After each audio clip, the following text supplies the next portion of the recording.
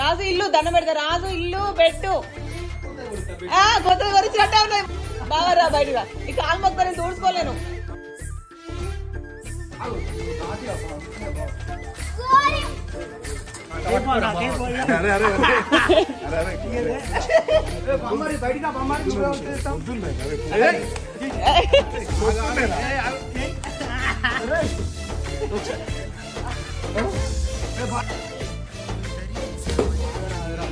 వాడు పొద్దున అన్నాడు